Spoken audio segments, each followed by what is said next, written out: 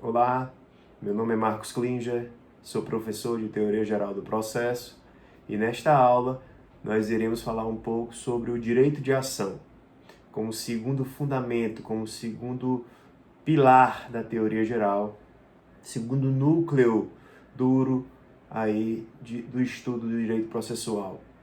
Nessa aula nós teremos a seguinte agenda. Falaremos um pouco sobre o conceito de direito de ação, falaremos sobre as teorias que envolvem o direito de ação, até chegarmos à teoria que está sendo adotada hoje pelo STJ, e depois seguiremos falando sobre condições da ação, né, que seriam os requisitos para que seja admissível uma ação dentro do Poder Judiciário. Depois passaremos para os elementos que compõem a ação como identificadores de cada uma das demandas e, por fim, nós falaremos sobre as classificações das ações, ok? Então, tenha uma boa aula e bons estudos. Então, muito bem, esse é o nosso roteiro dessa aula de hoje. Vamos falar um pouco sobre o conceito de ação, vamos falar em seguida sobre as teorias da ação, as condições da ação em seguida, para falarmos também dos elementos da ação e, ao final, uma classificação das ações para que a gente possa dar seguimento. Muito bem. O conceito de ação, ele é usualmente definido como sendo um direito público, subjetivo, exercido contra o Estado juiz visando a prestação da tutela jurisdicional. O direito de ação é o direito que promove a jurisdição, que provoca a atividade estatal para que nós possamos receber a tutela jurisdicional. Então, esse direito de ação é um direito público porque envolve uma relação estatal, né?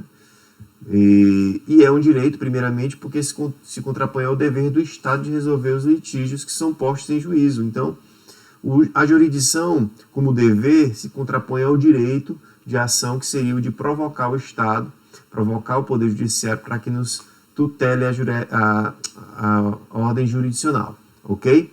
Então, esse direito é subjetivo, que envolve uma exigência deduzida contra o poder público, visando o cumprimento de uma norma geral de conduta tida como violada.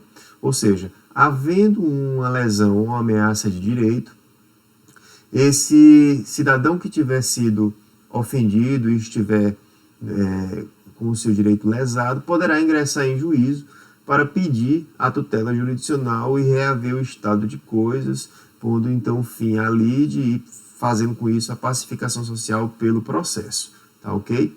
E é abstrato porque independe da existência do direito material concreto alegado pelo autor. Esse direito de ação é um direito puramente processual.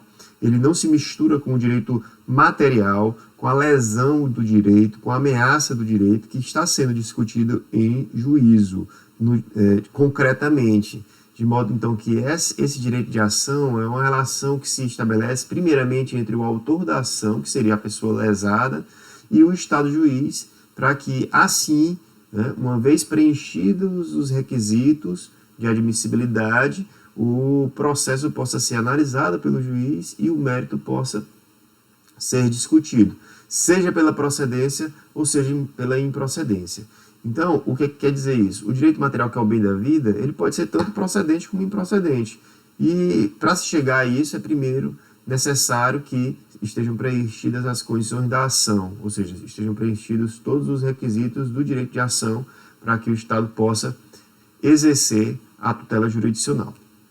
Basicamente, nessa classificação de tutelas, de tipos de processo, a doutrina atualmente divide, né, de acordo com a lei, apenas dois tipos, né, de processo, que seria o processo de conhecimento e o processo de execução. O processo de conhecimento seria, na verdade, o início, a fase cognitiva, a fase de se dizer o direito, né? É a fase em que o juiz conhece da causa, dos fatos e dos argumentos e diz se aquela situação é procedente ou não para o autor da ação, de acordo com o pedido que foi feito. Então, nessa fase, esse tipo de processo é o chamado de conhecimento, ou fase cognitiva. Uma vez julgado procedente a ação eventualmente, né, é possível que se siga para uma fase executiva, ou melhor, satisfativa do direito do autor. Né? Nessa fase é quando ocorrem atos concretos tendentes à satisfação do direito do credor. Né? São atos satisfativos, como a penhora, um bloqueio, né? O pagamento em si, né? Então, o arresto, o sequestro, então, dentre outros atos de constrição que venham a satisfazer o credor, ok? A doutrina costumava, antes, com o Código de Processo Civil de 1973, incluir também o processo cautelar como um tipo de processo. Porém, hoje em dia, esse tipo de processo, na verdade, hoje é mais acessório. Ele atua de forma preparatória para um processo ou de forma incidental, de modo que o processo cautelar hoje, na verdade, ele é apenas um apêndice, né? Ele serve para proteger o direito que está sendo discutido no processo principal, para garantir a efetividade do processo, ok? Então, algumas observações a gente pode fazer neste momento. Então, a relação instaurada entre o titular da pretensão resistida, que seria o autor da demanda, e o Estado juiz, a ser cumprida com a vinda daquele que resiste à pretensão, que seria o réu, é objeto do estudo do direito processual. Então, essa relação jurídica processual tripartite, né, entre autor, juiz e réu, é o que envolve a relação jurídica processual decorrente do direito de ação. Né? A gente vai ver mais à frente as teorias acerca do direito de ação, e isso vai ser bem interessante para a gente compreender um pouco mais essa relação, ok? Porque aqui nós vemos uma relação de direito processual, de direito público, onde o juiz faz parte. O juiz, de forma imparcial, atua no processo para julgar uma causa e resolver o caso concreto. A relação de direito material ou a relação jurídica simples é aquela que se estabelece apenas entre as partes, como, por exemplo, um contrato de compra e venda, que é regido basicamente por uma norma de direito privado, que é o direito civil, né, e que não leva em consideração aspectos processuais. Ali ocorreu, na verdade, uma relação jurídica, que é regulamentada pelo direito, conforme o Código Civil, quando tratou lá dos contratos. Tá certo? Então, a gente não pode confundir a relação jurídica de direito material, que é essa que só se estabelece entre duas pessoas, as duas partes, A e B, que firmam um contrato, com aquela que é definida pela relação jurídica processual, onde está presente o Estado juiz e que ele é acionado, ele é provocado para dar uma resposta quando existe uma lide, né? Quando existe uma situação dentro da jurisdição contenciosa, vamos dizer assim, onde a lide ela existe e precisa ser resolvida. Então, para os defensores da teoria abstrata da ação, que no caso seria aquela onde há uma distinção bem nítida entre o direito material e o direito processual, e que o direito de ação só pode ser exercido quando preenchidas as condições da ação, essa relação jurídica processual é autônoma e independente daquela de direito material que une o autor ao réu, pré-existente ao processo, ou seja, essa relação jurídica, né, tipo contrato, um casamento, enfim, as relações jurídicas são reguladas pelo direito civil como um todo, né, elas são independentes da relação jurídica de direito processual. Okay? Apesar que dentro do direito processual se discute o direito material violado. E possuidora de princípios e regras próprias. Tá, ok? Então, tal autonomia torna-se mais clara quando constatamos ter o autor da demanda direito de ação, mesmo que sua pretensão de direito material não seja acolhida. Ou seja, mesmo que o autor da ação tenha direito de ter uma tutela jurisdicional, porque o que se pede, na verdade, o dever do Estado é dar a tutela jurisdicional e não dar uma tutela procedente. Na verdade, ele dá a tutela jurisdicional, ele pode dar uma tutela procedente como dar uma tutela improcedente. Isso é o reflexo do direito de ação. Né? Então, ela é independente. Mesmo que eu preencha todos os meus requisitos para ter o direito de ação, eu posso ainda ver, no meu caso concreto, uma sentença improcedente e não ter acolhido o meu direito. Por conta que, na forma da lei, eu não poderia satisfazer, naquele caso concreto, aquela situação jurídica. Okay? Então, o direito de ação, como mecanismo pelo qual se provoca o judiciário a dar uma resposta, né, ela é provocada, no caso aí, pela ação. A jurisdição é provocada pela ação. Então temos que entender bem isso dentro dos pilares como vetores da teoria geral do processo para que a gente possa compreender bem. Jurisdição como dever do Estado, ação como um direito subjetivo nosso, de cada um de nós, de provocar a jurisdição, e o processo como instrumento utilizado justamente para a atividade estatal da jurisdição, ok? E, com isso, solucionar o conflito de interesse.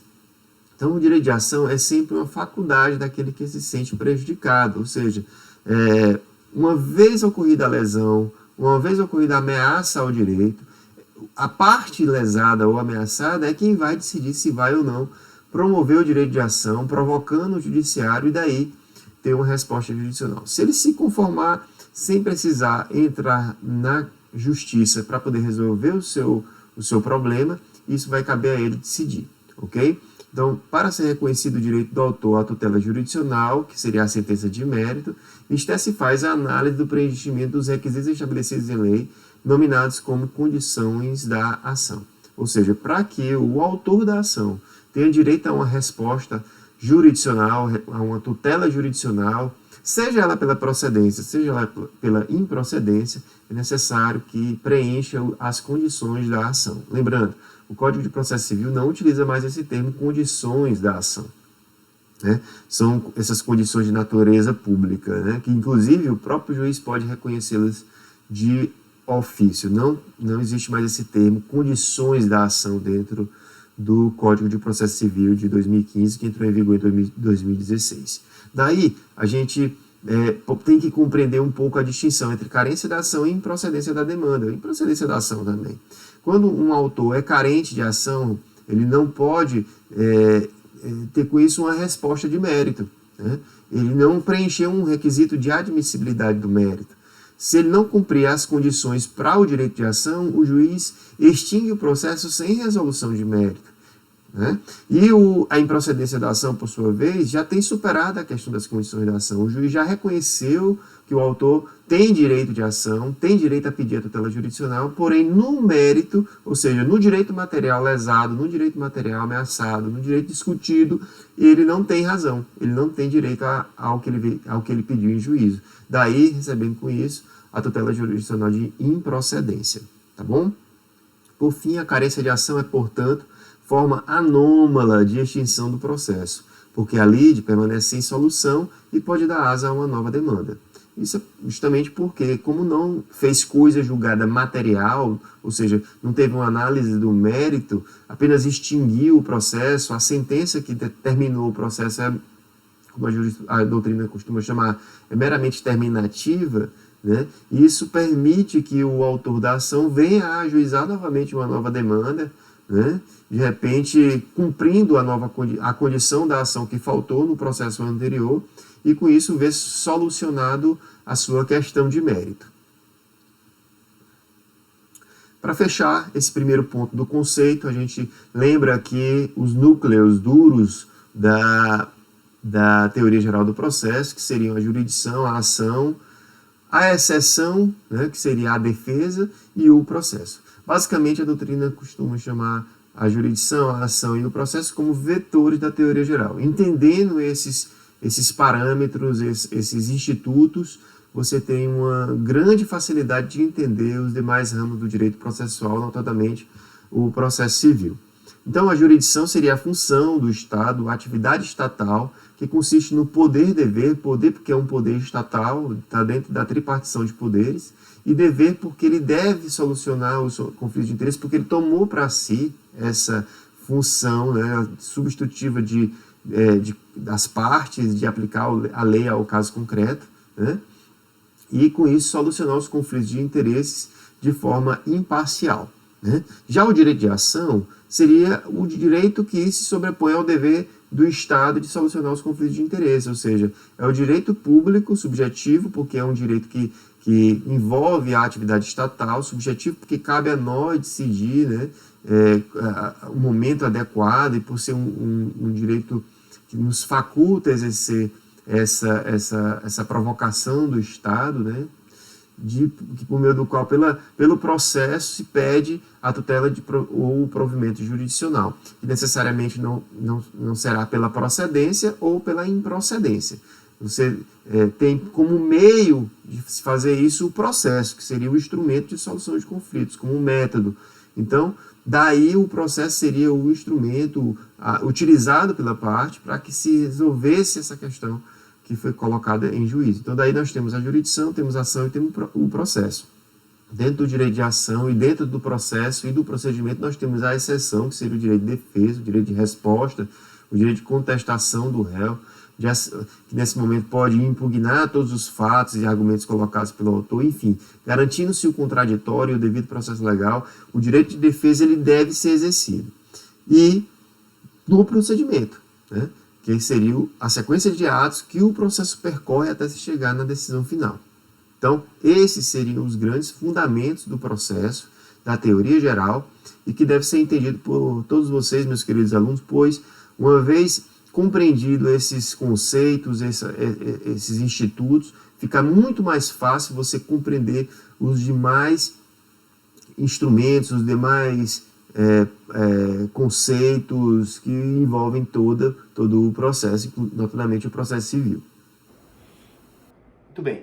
Entendido o conceito de direito de ação, vamos passar então para o segundo tópico da nossa aula, que seria as teorias que envolvem a questão do direito de ação. Vocês vão ver que existem 3 teorias iniciais, que seriam teorias mais para fins históricos, uma vez que essas 3 primeiras teorias que surgiram aí com o decorrer do tempo, elas não são mais aplicadas nem dentro do processo civil, do Código de Processo Civil, nem mesmo pelos tribunais superiores como entendimento. Então, essas 3 teorias, a primeira delas, a teoria civilista, ou imanentista, né? A segunda teoria, a teoria concreta, e a teoria abstrata, essas 3 teorias, hoje elas servem apenas para fins históricos e doutrinários, para que a gente possa entender posteriormente as 2 últimas, que seria a teoria eclética, ou de Liebman, e a teoria da acessão, que é uma teoria que é adotada hoje pelo STJ. Então, essa primeira teoria, a civilista ou imanentista, que seria a de Savigny, seria aquela em que envolve apenas o direito material, que é posto em discussão. Não existia propriamente um direito de ação, né? O próprio direito de ação seria o direito material agredido, né?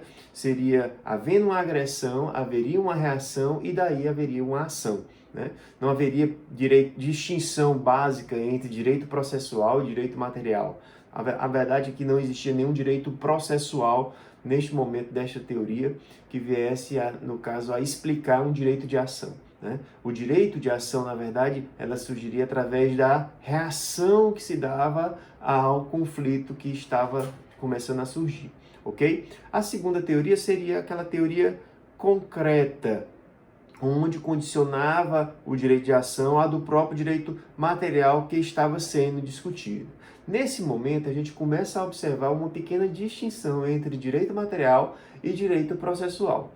Porém, a gente observa que, para ter direito de ação, o direito material deveria ser procedente. Ou seja, a pessoa que era lesada, a pessoa que era ameaçada em seu direito, só teria direito de acionar o Estado, o direito de pedir, caso o seu direito material fosse procedente. Ou seja, havia ainda uma confusão, de certo modo, entre o que seria direito material e o que seria direito processual, para fim de se entender o que seria a ação como direito de exigir do Estado. Ok? E por último, dentro dessas 3 primeiras teorias que envolvem o direito de ação para fins realmente de entendimento das 2 últimas, seria o direito da teoria abstrata, né, que seria, independentemente da resposta a ser dada pelo Poder Judiciário, ou seja, independentemente se a ação, se o direito material que estava sendo discutido for procedente ou improcedente, né, haveria um direito de ação.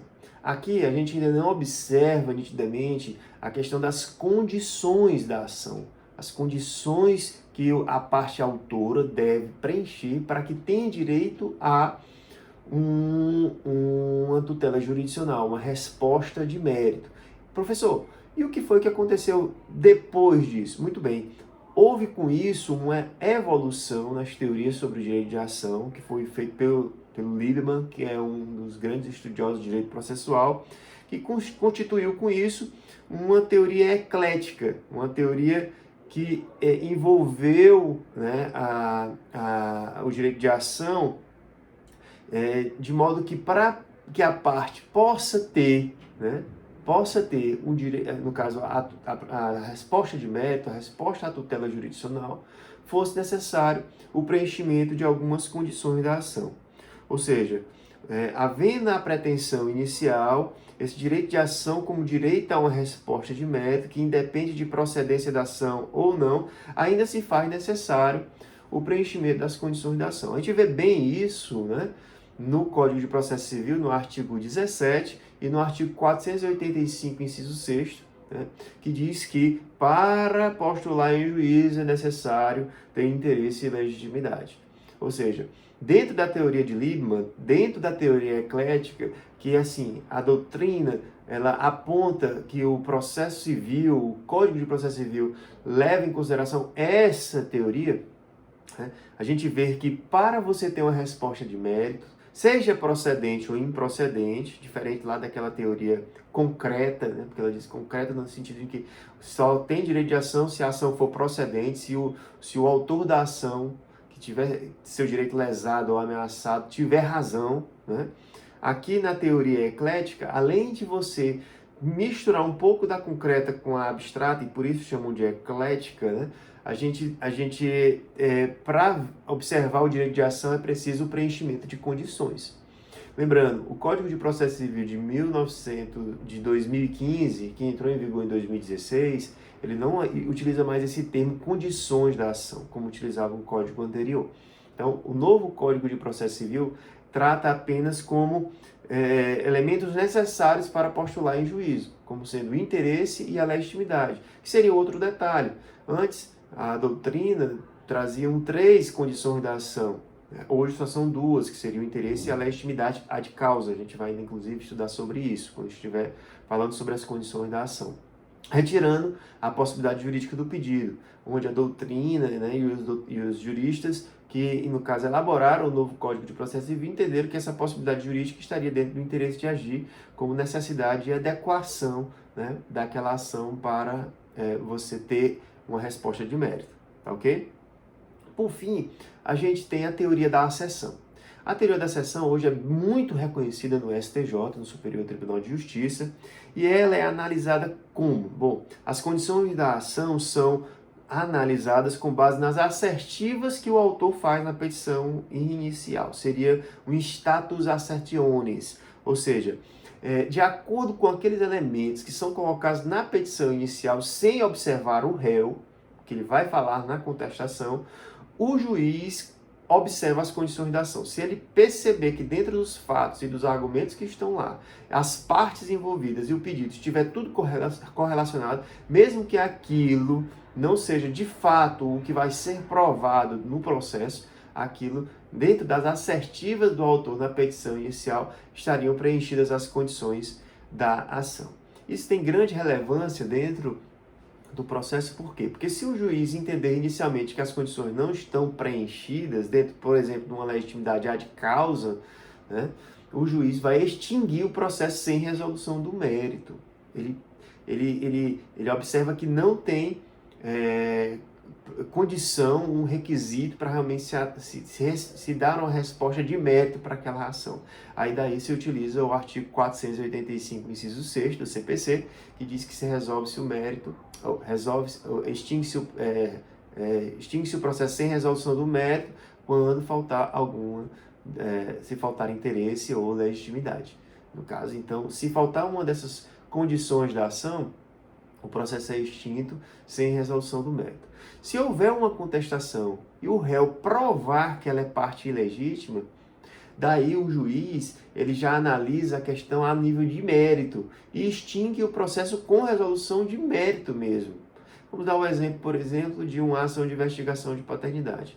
Se o juiz entender, no primeiro momento, que estão preenchidas as condições da ação dentro da legitimidade, né? Porque ali ele reobservou dentro dos fatos que foram colocados na petição inicial que o suposto pai teria tido relacionamento com a mãe do investigante, autor da ação, né, isso já daria um liame subjetivo, uma pertinência subjetiva e garantisse aí com isso uma legitimidade para aquela demanda, né?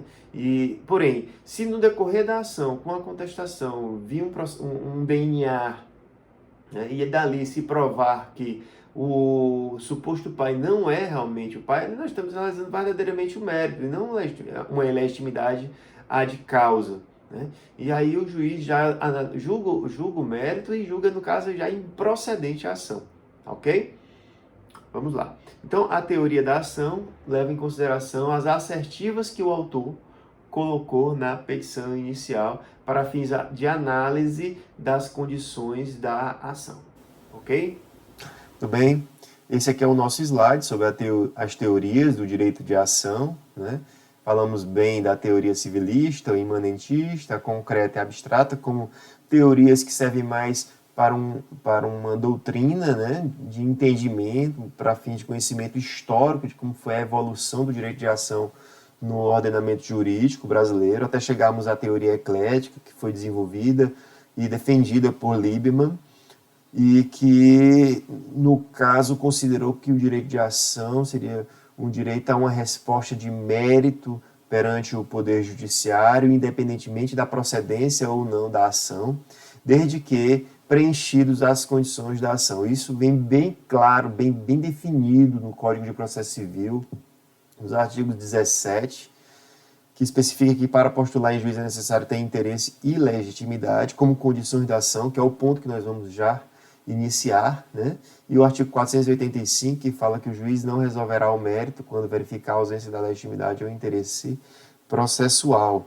Até chegarmos à teoria da acessão, que é adotada pelo STJ, onde as condições da ação são analisadas com base nas assertivas do autor na petição inicial. Seria in status assertionis, ou seja, de acordo com a petição inicial, se tudo estiver devidamente preenchido, haveria, no caso, o preenchimento das condições da ação.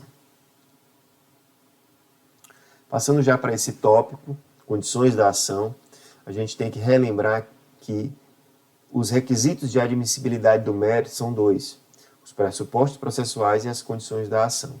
Os pressupostos processuais eles estão intimamente ligados com o processo, com a validade do processo e com o desenvolvimento válido, com a existência do processo e com o desenvolvimento do processo. Então, isso nós iremos estudar quando prepararmos nossa videoaula sobre processo. Então, pressupostos processuais, regras e teorias de nulidade, vem muito ligado a essa questão do processo como instrumento de solução de conflitos, que também devem ser preenchidos, obviamente, para se chegar a uma análise de mérito. Porém, as condições da ação, elas estão interligadas, elas estão vinculadas ao direito de ação, pois, se não preenchidas as condições da ação, não é possível o Estado juiz, analisar o mérito da demanda, ou seja, a lesão ou a ameaça de lesão ao direito. Ok? Então, hoje, o Código de Processo Civil, ele estabelece duas condições básicas, né, que seriam para preencher o direito de ação. A primeira delas seria a legitimidade ad causa e a segunda seria o interesse de agir. A legitimidade ad causa devemos entender como sendo aquela legitimidade que é decorrente do titular do interesse em conflito, ou seja, aquelas pessoas que são os titulares dos interesses em conflito podem ser, no caso, podem ser partes no processo, né? Eles têm capacidade, no caso aqui, de ser parte do processo, porque eles são os titulares do interesse em juízo, certo? Então, quando A e B firmam um contrato de compra e venda e o B não honra a sua parte, não pagando o que ficou acertado, ocorre com isso uma lesão ao direito, né? E com isso o A pode provocar o Poder Judiciário para cobrar esse direito que ele tem decorrente do contrato que seria o objeto aí do negócio jurídico, né? Então, os legitimados a estar nessa ação seriam o A e o B, né? Pois eles seriam as partes desse negócio jurídico estabelecido pelo contrato. Isso seria a chamada legitimação ordinária, né? Onde o autor é o lesado e que defende direito próprio em nome próprio, e o réu é aquele que, né, no caso, teria lesionado, em tese, o direito do autor. Então, a legitimidade ad causa tem ligação com condição da ação. Quando a gente for falar de processo e pressupostos processuais, a gente vai se deparar com o Instituto da Legitimação ad processum, que tem a ver com o processo, ok? Vamos deixar isso mais adiante. Então, neste momento, a gente tem que entender a legitimação ad causa, que tem a ver com os titulares dos interesses em conflito. Nessa conjuntura, a gente tem que entender essa classificação de legitimação ordinária e legitimação extraordinária. Professor, qual é a distinção entre legitimação ordinária e legitimação extraordinária? A distinção básica que a doutrina traz seria que legitimação ordinária seria a defesa de direito próprio em nome próprio.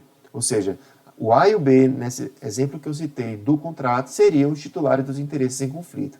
Na legitimação extraordinária, seria a defesa de direito alheio em nome próprio.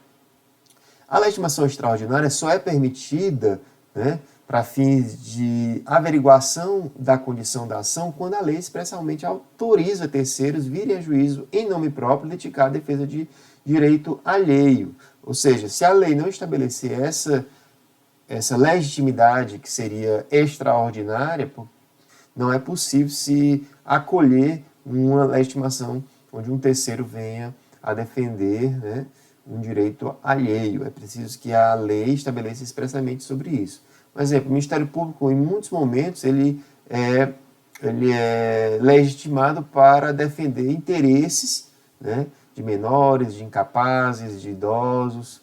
E nessa situação, ele é um legitimado extraordinário. Ele atua em substituição processual do titular do direito, ok? Então, ele poderia, inclusive, ingressar com a ação e estaria preenchendo com isso uma condição da ação. Não confundam legitimação extraordinária de representação. A representação ela é um outro instituto que tem a ver, inclusive, com o direito material, que está lá intimamente ligado com a representação da parte em juízo.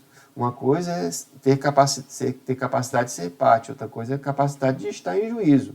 Um menor de idade que quer pleitear alimentos para o pai em uma ação de alimentos, ele pode ser parte, ele tem capacidade de ser parte. E ele é o titular do interesse em conflito. Ele tem legitimação ordinária. Porém, para ele estar em juízo, ele precisa estar devidamente representado para que ele possa dar continuidade ao processo. Então, ele tem que ser representado pela sua mãe, no caso, seu responsável legal, para que ele dê seguimento. O Código de Processo Civil traz as hipóteses de representação, né? O síndico representa o condomínio, né? O inventariante representa o espólio, e assim sucessivamente, né? Essa representação ela tem a ver com aspectos processuais, tá ok? Então, a legitimação ordinária leva em consideração essa pertinência subjetiva com o direito material que está sendo discutido, tá bom? Então, ultrapassada essa fase aqui da legitimação, vamos para a segunda condição, que seria o interesse de agir, que no caso envolve a necessidade, esse binômio necessidade-adequação, né? O que seria então a necessidade? A necessidade seria, no caso, o requisito para se demonstrar que, sem a interferência do judiciário, a pretensão do autor corre o risco de não ser espontaneamente satisfeita pelo réu. Ou seja, o autor da ação tem que demonstrar que o processo é necessário para que a solução do conflito seja resolvida, sob pena de ficar lesado com isso, tá certo? O segundo ponto sobre o interesse de agir seria a adequação, ou melhor, a utilidade que o processo teria para resolver aquele conflito. O autor deve formular assim pretensão apta a pôr fim à lide deduzida em juízo, sem a qual abriríamos a possibilidade de utilização do judiciário como simples órgão de consulta. Tá ok? Então, A possibilidade jurídica do pedido é a ausência de vedação expressa em lei ao pedido formulado pelo autor na sua inicial. Esse pedido, essa possibilidade jurídica do pedido, hoje não é mais uma condição da ação, né? Não está dentro do rol das condições da ação, foi retirada com esse novo Código de Processo Civil, que entrou em vigor recentemente, e ele está hoje englobado pelo interesse de agir. As condições da ação, eles são, na verdade, condições para se exercer o direito. Mas o direito ao acesso à justiça é incondicionado. A condição da ação ela é mais restrito, ok? Então, para se obter uma resposta de mérito, é preciso preencher determinadas condições. Nada se impede de alguém procurar a justiça e pedir. Porém, para se ter direito à ação, é necessário preencher as condições. Tá ok? Então, faltando qualquer das condições, o processo vai ser extinto sem resolução do mérito por carência de ação, podendo ela ser reconhecida logo quando da análise da petição inicial ou no curso da demanda, após citado o réu e formada integralmente essa relação jurídica processual. Lembrando que as condições da ação, esse direito de ação, por possuírem esse aspecto de público, né, essa natureza pública, né, e constituírem matéria de ordem pública, ela pode ser examinada de ofício pelo juiz, pois não se justifica que o processo prossiga quando se verificar que não poderá atingir o resultado almejado. Vamos agora, então, falar sobre os elementos da ação, né? Como identificadores das demandas, né?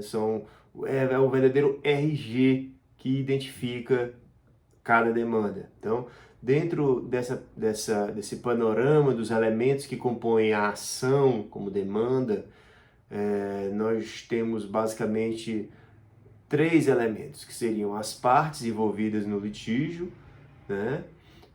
A causa de pedir, que seriam os fatos e os fundamentos jurídicos que foram postos em juízo, e o pedido, né? Que pode ser próximo ou remoto. A gente vai acompanhar agora pelos slides para ficar mais fácil a compreensão. Muito bem. Então, os elementos da ação que servem para identificar cada ação, eles servem para justamente, dentro dos institutos processuais, para várias coisas, né? Muitas vezes é possível que ocorram 2 ações idênticas tramitando dentro do mesmo juízo, ou de juízos distintos, né? Ações gêmeas chamadas, que têm as mesmas partes, a mesma causa de pedido e o mesmo pedido. De modo que daí a gente vai entender um pouco o que seria litispendência, né, dentro desse contexto dos elementos da ação, onde a litispendência seriam aquelas ações, né, uma duplicidade de ações que possuem as mesmas partes, a mesma causa de pedido e o mesmo pedido, que estão ainda tramitando, né? Então, o Instituto da Litispendência, que seria essa identidade de ações propostas ao mesmo tempo, e que deve prevalecer aquela que foi distribuída em primeiro lugar, que foi proposta em primeiro lugar, ela é importante para a teoria geral e para os institutos do processo civil. Da mesma forma, a gente vai entender como circunstância dos elementos da ação a própria coisa julgada. Com respeito à coisa julgada material, a identificação dos elementos da ação ela é importante, pois se uma ação já tivesse sido julgada, uma segunda ação idêntica, né, não poderá ser julgada novamente, pois dessa forma haveria o desrespeito à coisa julgada. Então, os elementos da ação, dentro dessas circunstâncias, elas servem inclusive para garantir a segurança jurídica do ordenamento jurídico, né? Outros fenômenos como a conexão, a continência, a prevenção também são importantes para esse tópico, ok? Onde conexão, continência a gente já falou, né, nas aulas de competência. Então, é muito importante a gente compreender aqui o que é, no caso, os elementos como o RG, né, como o traço identificador de uma ação. Então, as partes seriam aqueles que participam da relação jurídica processual contraditória, desenvolvida perante o juiz, né, que seria, então, o elemento subjetivo da ação. Como elementos objetivos, nós teríamos a causa de pedir e o pedido. A causa de pedir seriam os fatos e os fundamentos jurídicos que levam o autor a procurar o juiz. Nessa perspectiva, nessa observação, nós temos a causa de pedir remota ou fática e a causa de pedir próxima ou jurídica. A causa de pedir próxima, né, que seria a questão jurídica que está sendo posta em juízo, é a descrição da consequência jurídica gerada pela lesão ao direito do autor. Seria uma qualificação jurídica, né? E por fim, a causa de pedir remota ou fática seria a descrição fática do conflito de interesses, consistente na indicação de como a lesão ao direito do autor ocorreu. Então, as partes elas devem estar devidamente identificadas e qualificadas na petição inicial. Da mesma forma, a causa de pedir, ou seja, os fatos e os fundamentos jurídicos devem estar colocados na petição inicial, sob pena do autor da ação ver sua demanda extinta, né? Inclusive pela inépcia da inicial. Mas uma vez colocado, o juiz vai apreciar, com base nos fatos e nos fundamentos, as condições da ação. Por fim, nós temos como terceiro elemento, né, o pedido, né, que seria aquela pretensão que o autor faz perante um juiz, né? Ele deve ser sempre certo e determinado na forma do Código de Processo Civil, tá certo? E da mesma forma, ele pode ser mediato e imediato, né? Ou seja, o primeiro, né, que seria o chamado imediato, seria aquela exigência formulada contra o juiz visando a obtenção da tutela jurisdicional. E pode ser de cognição, condenatória, constitutiva ou meramente declaratória, ou executiva, que seria da satisfação do direito. E a segunda, que seria a mediata, né, seria a exigência formulada contra o réu para que ele se submeta à pretensão de direito material que o autor diz ter sido respeitado. Ok? Então, seria o próprio não ter sido respeitado, que seria, no caso, o próprio bem da vida colocado em discussão. Nessa situação, nós temos aí um ponto que nós temos que voltar para falar sobre a causa de pedir, que nosso ordenamento jurídico adota a teoria da substanciação da causa de pedir, ou seja, ele leva em consideração os fatos que são postos em análise para identificar as ações. A qualificação jurídica, ela não é importante para fins de identificação das ações, ok? Então, seria aquele velho ditado, jura novit curia, ou seja, narram-me os fatos que te diriam o direito. Então, o que importa nessas circunstâncias são os fatos. Uma observação que está lá no artigo 10 do CPC.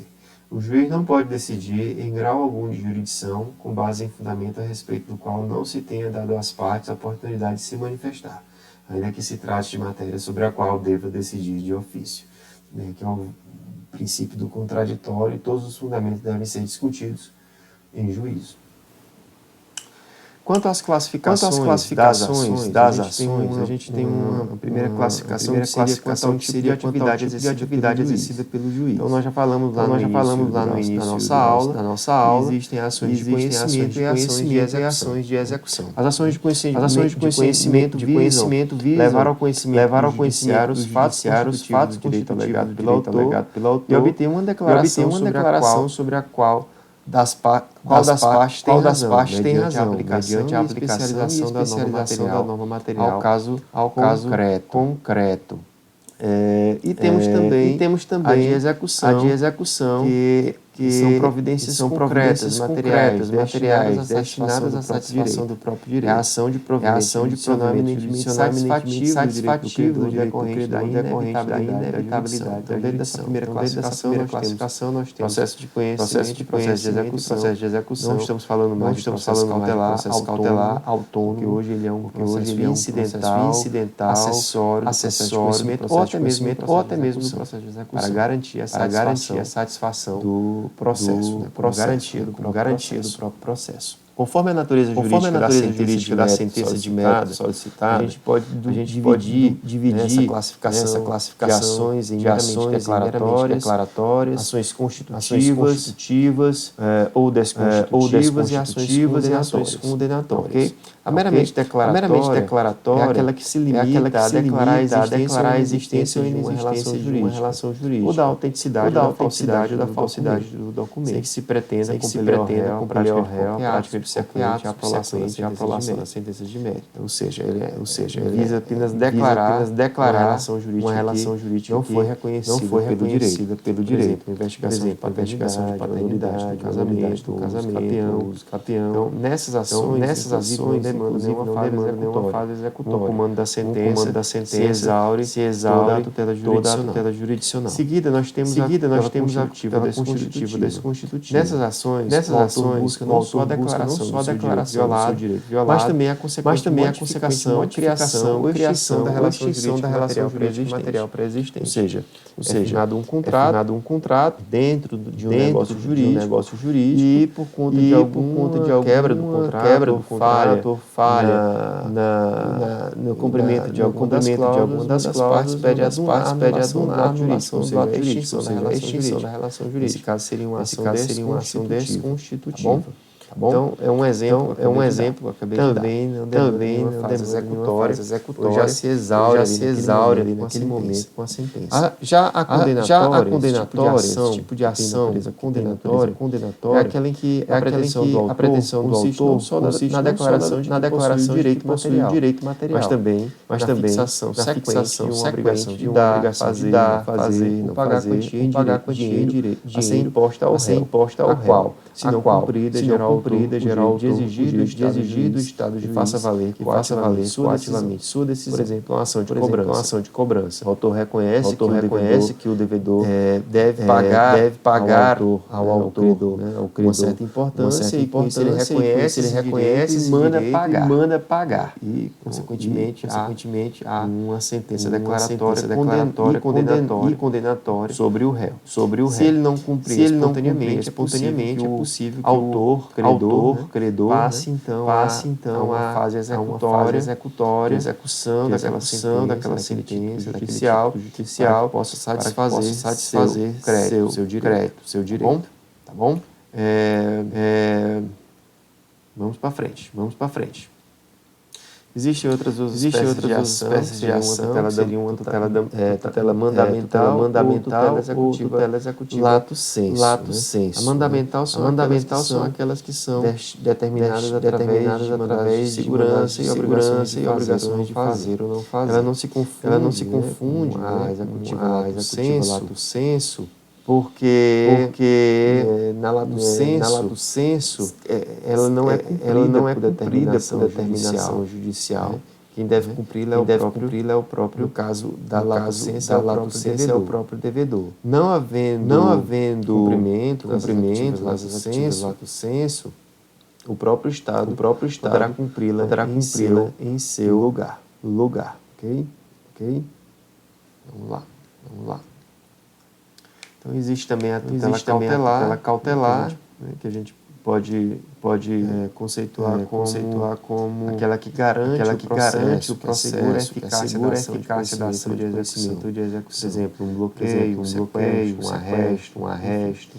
E a ação monitória seria uma ação judicial usada para fazer cobrança de valores ou de obrigações que foram assumidas e não foram cumpridas. É comum que a ação que seja usada para cobrança de títulos como cheques promissórios. Ela é uma ação que ela tenta constituir um título judicial de forma mais célere. Quando existe algumas pequenas anotações, enfim. É um caderno. Você entra com a ação de pagamento, se não pagar, se não pagar, se transforma em execução automaticamente. Ok? Muito bem, meus amigos.